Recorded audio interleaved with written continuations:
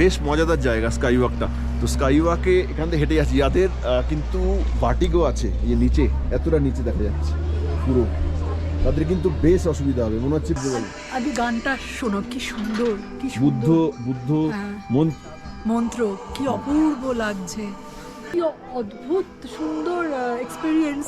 আর তার সাথে এই বুদ্ধ মন্ত্রটা, আমার কোনো কথা বলতে ইচ্ছে করছে না, শুধু কথা, you just capture this sound. Good morning, welcome to a new blog. আজকে কিন্তু পেলিংয়ে সকাল, এখন বাজে 10টা। সকালবেলা খেয়ে দিয়ে ব্রেকফাস্ট করে টোরে আমরা পুরো রেডি। দিনটা একটু মেঘলা, সকালবেলা কিন্তু কাঞ্চনজঙ্ঘাটা ভালোভাবে দেখা গেছে। এই যে আপনাদের আবার দেখাচ্ছি কাঞ্চনজঙ্ঘাটা কীরকম দেখা গেল। এখন আমরা কিন্তু খেয়ে দিয়ে রেডি, ব্রেকফাস্ট করে ফ্রেশ হয়ে আমরা বেরোবো। আজকের প্ল্যান হচ্ছে আমরা পেলিংয়ের সাইট সিইংটা ঘুরবো। পেলিংয়ের সাইট সিইংটা যতগুলো আছে সেগুলোকে দেখে তারপর আমরা চলে যাব দার্জিলিং। বুদ্ধ পার্কটা যাওয়ার ইচ্ছে আছে, অরেঞ্জ গার্ডেনটা যাওয়ার ইচ্ছে আছে, সেই ফেমাস স্কাই ওয়াক সেখানে যাওয়ার ইচ্ছে আছে। আর পেলিংয়ের এই জায়গাটা কাল রাত্রে থেকে ঠান্ডাটা কিন্তু, এটা ডিসেম্বর, প্রচণ্ড বেশি লাগছিল। এবং এখানে কিন্তু পেলিংয়ে যা আপনার নর্মাল টেম্পারেচার তার থেকে কিন্তু ফিলিংসটা বেশি হয়, সবসময় ফিলিংসটা বেশি হয়। মানে যা নর্মাল টেম্পারেচার তার থেকে 4-5 ডিগ্রি টেম্পারেচার কম মনে হয়, কনকনে ঠান্ডা একটু। যারা বয়স্ক তাদের আমি রেকমেন্ড করবো না পেলিংয়ে আসার জন্য, কিন্তু যারা ইয়াং বা মোটামুটি টিনেজার তাদের কিন্তু পারফেক্ট জায়গা, পারফেক্ট হলিডে প্লেস বলে আমার মনে হয়েছে। আর সকালবেলা থেকে কিন্তু একদম ভোর 5টার সময় যখন আমরা উঠলাম, সামনে জানলাটা খুললাম, দেখে কাঞ্চনজঙ্ঘা পুরো একদম ঝকঝক করছে। তারপর আস্তে আস্তে মেঘে ঢেকে গেল। কিন্তু দার্জিলিংয়ের মতো সেই যে স্লিপিং বুদ্ধার যে কাঞ্চনজঙ্ঘার রূপ, সেটা কিন্তু পেলিংয়ে নেই। পেলিংয়ের রূপটা বেশ অনেকটা কাছে কাঞ্চনজঙ্ঘার, সো কিন্তু বাট মানে ভিউ ওয়াইজ একটু আলাদা। তো এবার সারাদিনের মতো ব্লগটা শুরু করি, দেখি যেরম হয় আপনাদের দেখাবো। আর যে রিসোর্টটায় আমরা ছিলাম পেলিংয়ে, সেটা হচ্ছে পেলিং রিসোর্ট। এই রিসোর্টটাতে, এটা কিন্তু হেলিপ্যাড থেকে উঠে এসে একটু উঠে গিয়ে বাঁদিকে, এটা কিন্তু একদম, আমি কালকে আরেক যেটা বলছিলাম কালকের ব্লগেও, একদম কিন্তু পারফেক্ট প্লেস টু স্টে এবং বেস্ট কস্ট ইকোনমিক, এবং খাবার দাবার প্রচণ্ড ভালো। এবং যারা সাপোর্টিং স্টাফ আছেন বা যার ম্যানেজার সবাই বাঙালি, সুতরাং গল্পটা বেশ ভালোই জমে উঠেছিল। তো আমি কিন্তু একদম রেকমেন্ড করছি এখানে আসার জন্য কেউ থাকলে। এবং অলরেডি হোটেল রুমটা আমি দেখিয়েছি কালকের ব্লগে, এখানে এসে থাকতেই পারেন। এক রাত্রি 2 রাত্রির পেলিং থাকার, এই হোটেলটা থাকার জন্য ম্যাক্স পারফেক্ট, একদম হিমালয়ের কোলে। এইখানে এই যে চারপাশে রাত্রিবেলা অনেকে এখানে, এই জায়গাটা অনেকে বনফায়ার করছিল। আমি উপরের এই ব্যালকনিটা থেকে দাঁড়িয়ে দেখছিলাম অনেক রাত্রির অবধি। আর এখানে পুরো চতুর্দিকে দুপাশে পাহাড়ের মধ্যে বেশ জোনাকির মতো ছোটো ছোটো ছোটো ছোটো আলো জ্বলছে, দারুণ লাগছিল, একটা মায়াবী পরিবেশ লাগছিল। আবার এই হোটেলটা দেখিয়ে দিই। হ্যাঁ, দূরবীন দিয়ে কি দেখছো, কি বললে, কিছু বললে তো বলো। প্রথম দিন পেলিংটা তো অসাধারণ লাগলো। আজকে সানি ছিল, ওয়েদার ভালোই ছিল। কাঞ্চনজঙ্ঘা, এটা একটা ডিফারেন্ট ভিউ, যেটা দার্জিলিংয়ের থেকে আলাদা। তো খুব ভালো ভিউ পেলাম। আর যে হোটেলটায় ছিলাম, হোটেলটাও খুব ভালো, পেলিং রিসোর্ট, ওয়েল মেনটেন্ড এবং খুব ভালো ভিউ। তো এবার যাচ্ছি আমরা এখানে যে জায়গাগুলো আছে পেলিংয়ের, সেগুলো দেখতে। দেখা যাক কেমন যায় আজকে সারাদিনটা। খুব ভালো লাগলো, খুব ভালো। বাকিরা বাকি আছে, ম্যানেজার সাহেব দাঁড়িয়ে আছেন, ওনাকে কিছু দেখি, উনি যদি কিছু বলতে চান ভিডিওতে থাকবে তাহলে। উনি নিজে একজন ব্লগার না? না উনি ব্লগার না, কিছু করো না, একদম পোষা ডগি।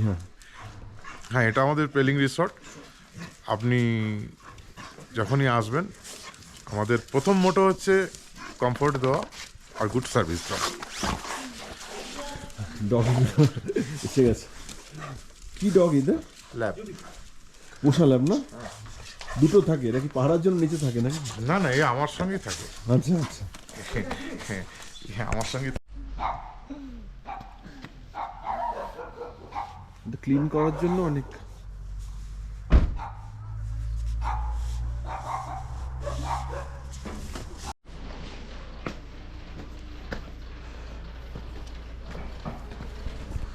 স্কাই ওয়াকে ওঠা শুরু করলাম, প্রচুর অনেকটা সিঁড়ি, তারপরে গিয়ে হচ্ছে সেই স্কাই ওয়াকের গ্লাসের যে রাস্তাটা সেটা শুরু হবে।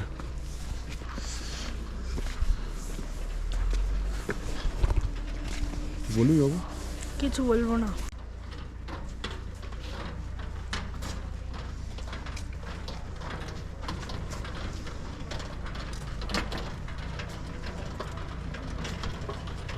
কিরকম লাগছে বলো?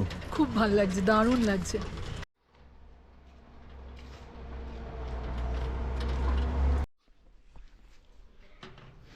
এই যে এগুলোকে ঘোরাচ্ছি, এগুলো বৌদ্ধ ধর্মে এগুলোকে বলে মানি, আমরা বলি ধর্মচক্র হিন্দুরা। তো এই যে এগুলোকে ঘোরানোর মানে হচ্ছে যে এইগুলো যত ক্লকওয়াইজ ঘুরবে তত ধর্মপ্রচার বেশি হবে এবং তত কিন্তু ভগবানের কাছে প্রার্থনাটা প্রেয়ারটা পৌঁছবে। এই হচ্ছে কিন্তু পুরো নিয়মটা। যদি এটা অ্যান্টি ক্লকওয়াইজ কেউ ঘোরায় সেটা কিন্তু খুব খারাপ। এটা আমি একবার ভুল করেছিলাম ভুটানে গিয়ে, তারপরে আর সেই ভুলটা আর করি না, আমি তখন বুঝে গেছি।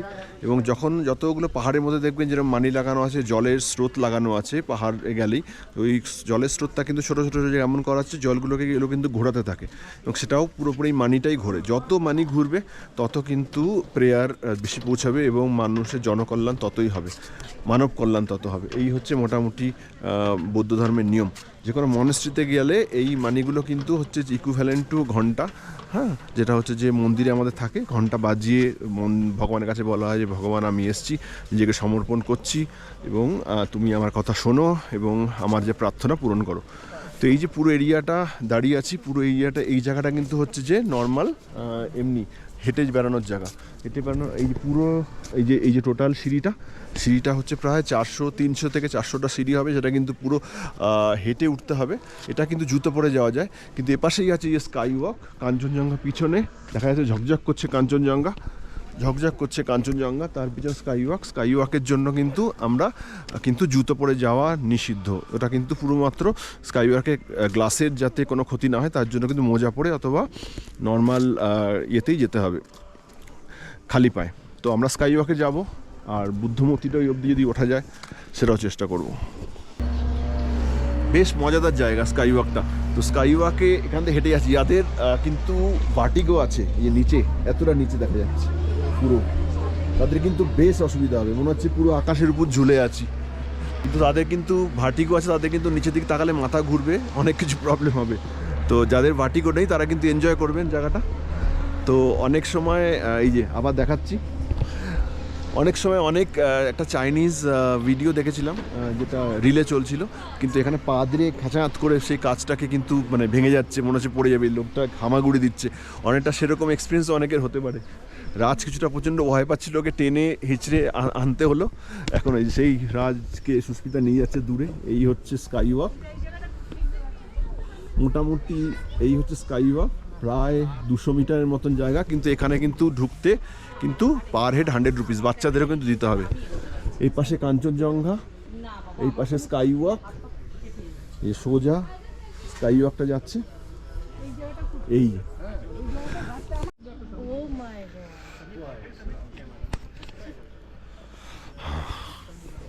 ফটোগ্রাফি চলছে অনেকের,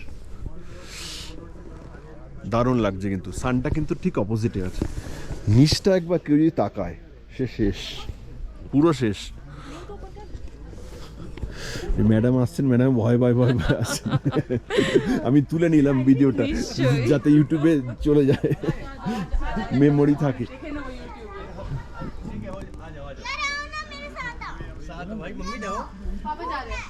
আজ সূর্যটা ঢাকা বলে না, বুদ্ধর মূর্তিটা খুলছে না ছবিতে। হ্যাঁ, একটু ক্লাউডি আছে।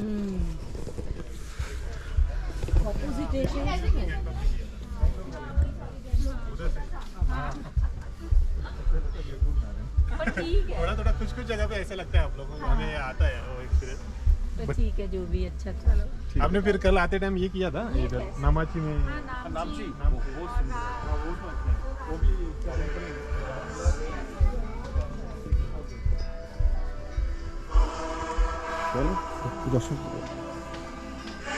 কেরম লাগবে বলো? আগে গানটা শোনো, কি সুন্দর, কি বুদ্ধ সুন্দর বুদ্ধ হ্যাঁ।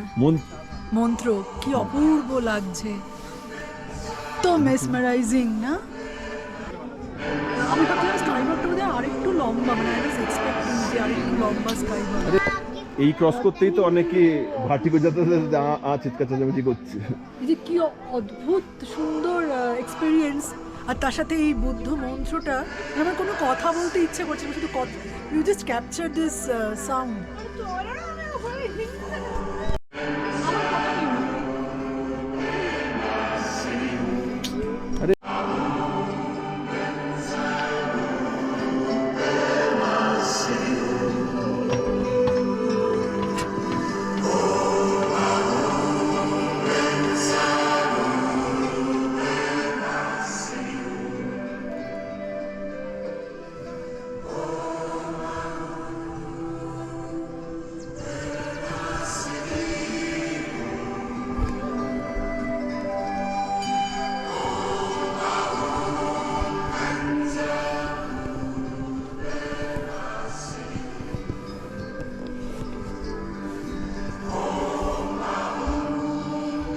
চতুর্দিকে একটা মাইক্রোফোনে একটা বুদ্ধের মৌদ্ধিক মন্ত্র উচ্চারণ হচ্ছে, মাইকে একটা বুদ্ধ মন্ত্র কনস্ট্যান্ট উচ্চারণ হচ্ছে, চতুর্দিকে শান্ত পরিবেশ, এদিকটা কাঞ্চনজঙ্ঘা ঝকঝক করছে, ওদিকে বুদ্ধ মূর্তি। এক্স্যাক্ট বুদ্ধ মূর্তির কী নাম আমি এটা জানি না, কেউ যদি জানেন স্পেশালি বুদ্ধ মূর্তিটা সম্বন্ধে কমেন্টে লিখে জানাবেন যাতে আমরাও জানতে পারি। আর এদিকটা হচ্ছে স্কাই ওয়াক, এটা অসাধারণ পরিবেশ, শুধু ক্যামেরা চালিয়েও কোনো কথা বলতে ইচ্ছা করছে না, জাস্ট মনে হচ্ছে কিছুক্ষণ এখানে ওয়েট করি, কিছু শুনি, একটু মেডিটেট করি, স্বর্গীয় অনুভূতি। যদি পেলিংয়ে আসেন এই জায়গাটা অবশ্যই আসবেন, যদি সিকিমের দিকে আসেন একটা পেলিংয়ে আসবেন, এই জায়গাটা ঘুরে যাবেন।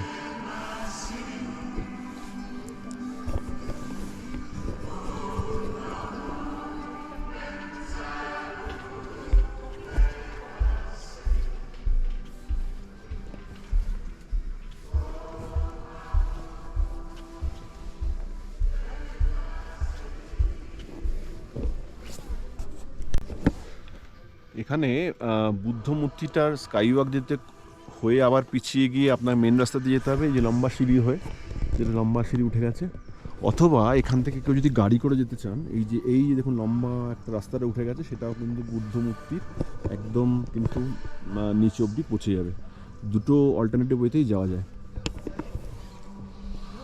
রাস্তাটাও কিন্তু অসম্ভব সুন্দর লাগছে, দারুণ অনুভূতি। আপনার দুজন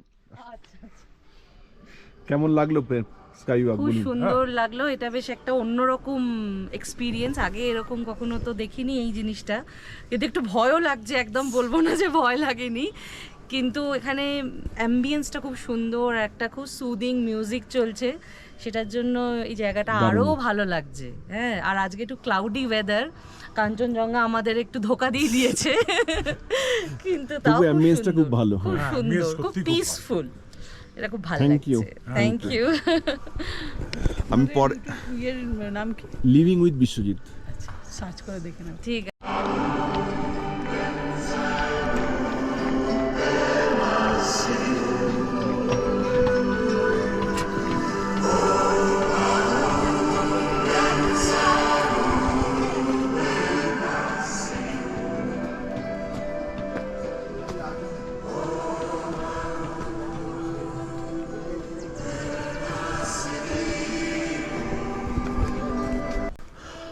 ভেবেছিলাম সিঁড়ি বেয়ে উঠবো না, কিন্তু রাজ উঠে গেল সেই উপরে, সুতরাং আমাকে উঠতেই হচ্ছে ওর পিছন পিছন।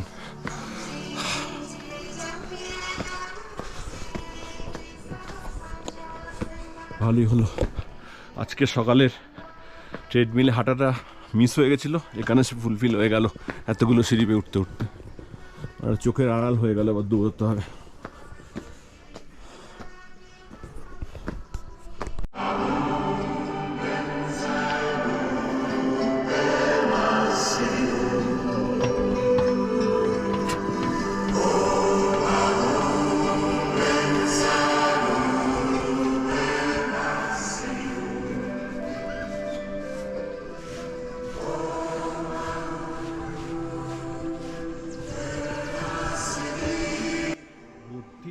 অহিংস ধর্ম, বৌদ্ধিস্ট ধর্ম, হিন্দু ধর্ম, প্রায় সব ধর্মই কোনো একটা জায়গায় অনেকটা পয়েন্টে কিন্তু এক হয়ে গেছে। যেই রিয়েলেশনটা আমি কিন্তু আমার ব্যান্ডেল চার্চ ভিডিওতেও করেছিলাম এবং এখানে এসেও আমার একই অনুভূতি। যে সব জায়গায় কিন্তু মানবতাই হচ্ছে সবচেয়ে সেরা ধর্ম, এর উপরে কিন্তু কোনো ধর্ম নেই। তো জাত পাত ভুলে আমাদের কিন্তু সবার মিলে একত্রিত হওয়ার সময় এসছে। একটাই ধর্ম, একটাই যা জাত, তা হচ্ছে মানুষ, এর উপরে কিন্তু কিছু নেই। এই কথাটা কিন্তু আমরা বুঝতে পারছি না, কিন্তু প্রতিটা ধর্মগুরু যারা ধর্ম প্রবর্তন করেছিলেন প্রত্যেকে কিন্তু এই কথাই বলে গেছেন। আসুন আমরা সবাই মিলে সেই পয়েন্টটাই বারবার মনে রাখি, যাতে আমরা নিজেদের মধ্যে ভেদাভেদ না করি এই স্বল্প ছোট্ট জীবনের মধ্যে, এবং আনন্দে খুশিতে বাঁচতে পারি এবং একে অপরের উপকারে বা হেল্পে লাগতে পারি।